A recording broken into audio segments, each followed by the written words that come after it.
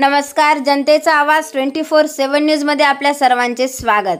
पुणे येथील प्रसिद्ध उद्योजक भीमाशंकर मामा कापसे यांनी आज नांदेड येथील काँग्रेस कार्यालयात प्रदेशाध्यक्ष हर्षवर्धन सपकाळ यांच्या उपस्थितीत काँग्रेस पक्षात प्रवेश केला। स्थानिक स्वराज्य संस्थेच्या निवडणुकीच्या पार्श्वभूमीवरती झालेला हा पक्षप्रवेश लोहा कंधार तालुक्यात काँग्रेससाठी संजीवनी ठरणार असल्याचे राजकीय वर्तुळात म्हटले जात आहे। कापसे हे सामाजिक कार्यशील, निर्भीड व प्रामाणिक नेतृत्व म्हणून ओळखले जातात।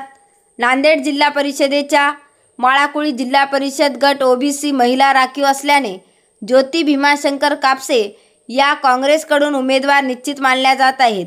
या प्रसंगी खासदार प्राध्यापक रवींद्र चव्हाण, जिल्हा अध्यक्ष हनुमंतराव बेटमोगरेकर, यशपाल भिंगे आदी मान्यवर उपस्थित होते। हजारो कार्यकर्त्यांनी उत्साहाने भीमाशंकर मामा कापसे यांच्यासह काँग्रेसमध्ये पक्षप्रवेश केला आहे। जनतेचा आवाज 24/7 न्यूज नांदेड, संपादक प्रदीप मगरेसह अनिशा दोडके। भारतीय राष्ट्रीय काँग्रेस पक्षामध्ये काँग्रेसचे प्रदेशाध्यक्ष हर्षवर्धन सपकाळ आणि जिल्ह्याचे जिल्हाध्यक्ष माजी आमदार बेटमोगरेकर साहेब असतील, आदी मोरे साहेब असतील आणि काँग्रेसची असंख्य टीम नांदेड जिल्ह्याची यांच्या उपस्थितीमध्ये आज आपण काँग्रेसमध्ये प्रवेश केलाय। काय प्रयोजन आहे महाराष्ट्राला? काँग्रेसमध्ये पक्ष प्रवेश करण्याचं कारण म्हणजे मी अगोदरच सांगितलेलं आहे थोड्या वेळापूर्वी की सर्व जाती धर्म समभाव आपण मानून चालतो काँग्रेसमध्ये। आणि आता जातीयतेचे जे विष पेरत आहेत महाराष्ट्रामध्ये, सत्तेसाठी म्हणा किंवा कशासाठी म्हणा, जे सत्तेत आहेत आता सत्ताधारी, आणि गोरगरीब जनतेचं जे आता बरंचसं नुकसान झालं शेतकऱ्याचं, बरेचसे निधी घ्यालो काही जाहीर केलं आणि शेतकऱ्यांना काही भेटत नाही जे काही भेटायला पाहिजे ते। आणि ह्या कुठेतरी शेतकऱ्यांना असेल, गोरगरिबाला असेल आणि जातीयतेच्या ह्याच्यातून विष पेरणाऱ्या लोकांना कुठेतरी आपल्याला थांबवता येईल आणि काहीतरी लोकांसाठी मला करता येईल, त्या हेतून मी आपले खासदार असतील किंवा आमचे जिल्हाध्यक्ष बेटमोगरेकर साहेब असतील, अनिल मोरे साहेब असतील, यांच्या नेतृत्वावर विश्वास करून मी काँग्रेसमध्ये प्रवेश केला आहे। लोहा कंधार मतदारसंघामध्ये मीडियाच्या निदर्शनास असं येते की ऐकायला असं मिळते की अनेक तिथं बलाढ्य आमदार असतील, राज्यसभेचे लोक असतील, खासदार असतील, या लोकांनी सुद्धा आपल्याला पक्षामध्ये येण्यासाठी आमंत्रित केलं होतं, इन्व्हॉल्व केलं होतं, तसा प्रस्ताव केला होता। तो प्रस्ताव नाकारून आज काँग्रेसची एवढी पडझड चालू असतानाही महाराष्ट्रामध्ये आणि देशातही काँग्रेस सत्तेत असताना आज आपण काँग्रेस स्थानिक स्वराज्य संस्थेच्या तोंडावर निवडला, त्याच्या मागचं काय गंमत आहे हे तरुणांना फार चुकीचा विषय आहे। तरुणाला कोण हे सोन्यासारखे माणसं आहेत, आमचे बेटमोगरेकर साहेब असतील, मोरे साहेब असतील, खासदार साहेब असतील, तर ह्या लोकांनी मला पूर्ण स्वातंत्र्य दिलं आहे।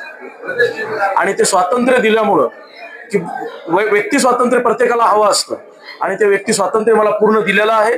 कुठेही द्वेष, कुठेही जातीवाद, कुठेही कुठलीही गोष्ट होणार नाही माझ्याकडून, मी त्यांना पण विश्वास दिलेला आहे। आणि इथून पुढच्या काळामध्ये मी जे काही करू शकेल पक्षासाठी त्यांच्या मार्गदर्शनाखाली ते करेल, ह्या हेतून मी लोहा तालुक्यातला माळाकुळी गट जिल्हा परिषदचा गट हा ओबीसी बहिणीसाठी आरक्षित झालेला आहे। असं काही डोळ्यासमोर निवडणुका वगैरे समोर करून आपला प्रवेश आहे? नाहीये सर, बिलकुल नाहीये।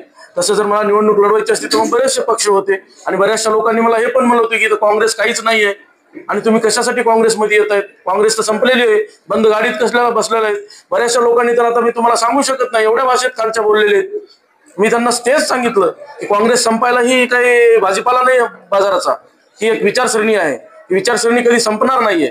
आणि बऱ्याचशा लोकांना हे सांगितलं की काँग्रेसने आतापर्यंत काय केलं सांगा, काय केलं त्याचंही उत्तर दिलं मी की जे विद्यमान पंतप्रधान देशाचे 2 देश या काँग्रेसने कुर्बान केले देशावर, अजून काय पाहिजे द्यायला। जिल्हाध्यक्ष म्हणून आणि भीमाशंकर कापसे सारखा एक युवा उद्योजक पुण्यामध्ये स्थायिक असताना कुठलंच काही कमी नसताना लोकसेवेसाठी, जनसेवेसाठी काँग्रेसमध्ये आपल्या नेतृत्वात समावेश होते, त्यांना आधार म्हणून काय आणि मतदारसंघाला काय सांगणार? आपण त्यांची मुलाखत आपण घेतली, त्यांनी त्यांच्या माध्यमातून सांगितलेलं आहे की काँग्रेस पक्ष काय याची जाणीव त्यांना झालेली आहे। त्याचबरोबर आज देगलूर येथे प्रदेश काँग्रेस कमिटीचे अध्यक्ष सपकाळ साहेबांच्या उपस्थितीमध्ये फार मोठा मेळावा झाला, बरेचशी मंडळी काँग्रेसमध्ये तिथेही आली।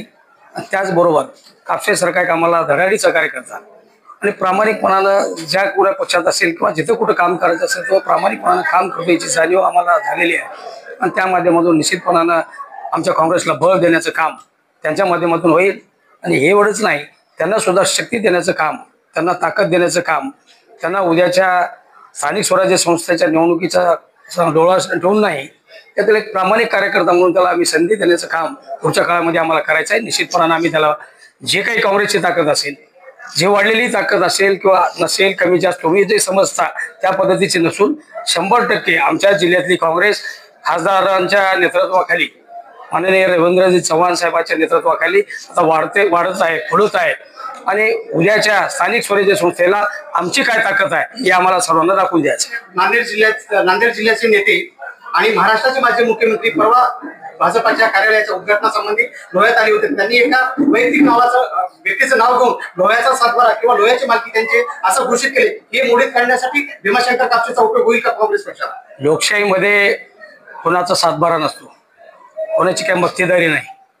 तेही म्हणले आणि हेही म्हणले, तेही म्हणले, याला म्हणले, काय लगेच काय सातबाऱ्यावर नोंद झाली काय? असं होत नाही. लोकशाहीमध्ये जो जनतेचा कौल आहे तो महत्वाचा आहे. आणि त्यामुळं आणि मला निश्चितपणानं खात्री आहे उद्याच्या लोहा कंधार तालुक्यामध्ये सुद्धा आमची काँग्रेस सर्वात नंबर एकचा पक्ष म्हणून राहील, हे तुम्हाला आज म्हणजे शाश्वती देतो.